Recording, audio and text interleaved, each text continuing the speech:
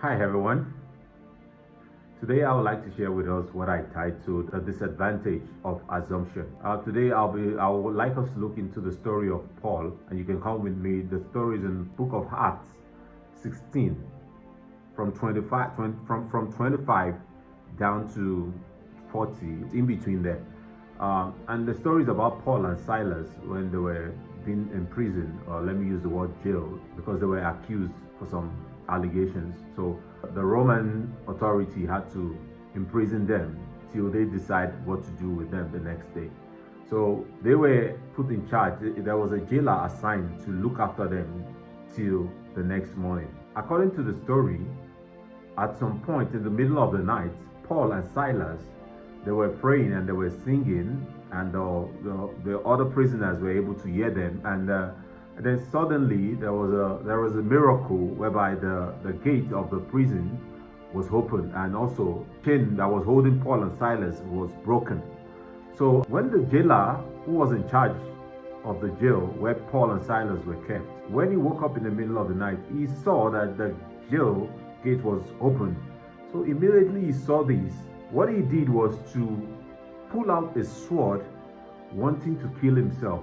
Remember, he assumed the prisoners, which is Paul and Silas and other prisoners, must have escaped, which means to him, like, he's in a big problem. He would rather kill himself than to let his superior come the next morning to see that the prisoner in charge he was made to be in charge of had escaped. So immediately he assumed the prisoners had escaped, and he pulled out a sword wanting to kill himself. Not until when Paul realized he was about to kill himself, Paul had to scream from the jail to tell him, like, no, we are still here, we have not escaped. I would like us to apply this in our real life that we live nowadays.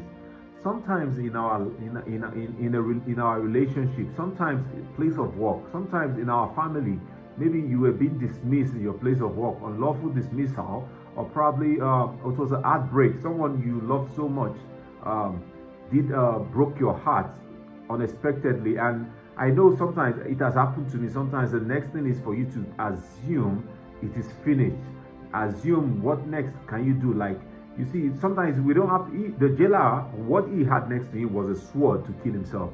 But sometimes we as human beings of nowadays, sometimes we don't need a sword. Even by the words we say to ourselves, like, I am finished, it is over, where will I start from, let me take my life, things like that.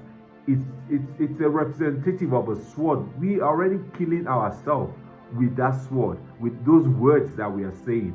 And also one thing I want us to look at also is also in the book of Acts 28.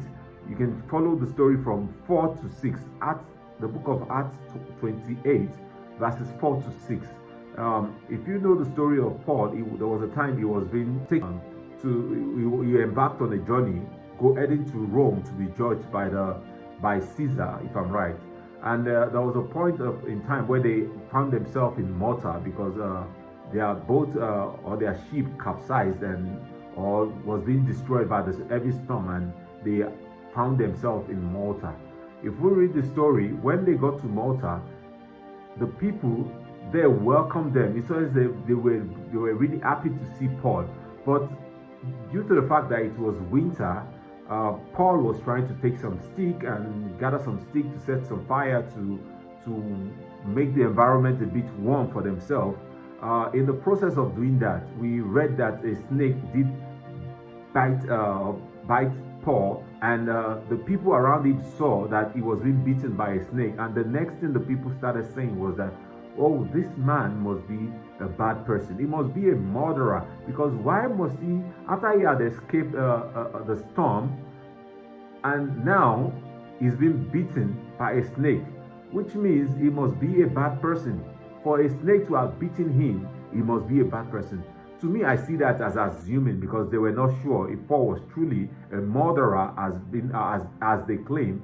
But those people let their assumption take over them again, assuming Paul was a bad person. But not until after they expected the venom from the snake bite to have killed Paul, they realized Paul is still doing fine. He has no problem. There's no effect from the snake venom.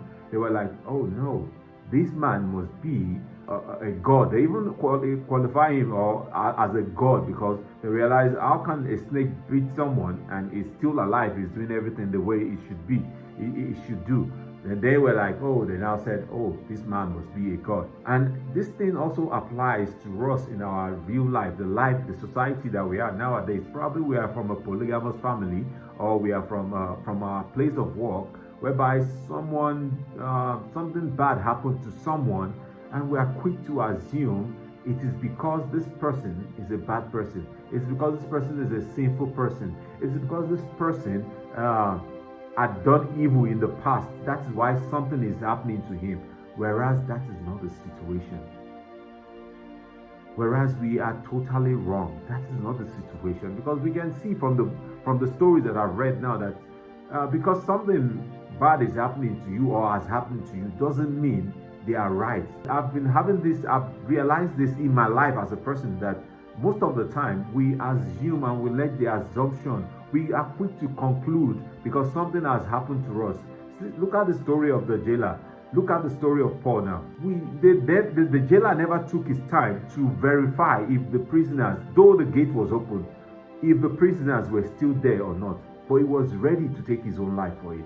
And imagine this second story that I've just read with you also, whereby the people, they were quick to judge, all because something bad has happened to someone.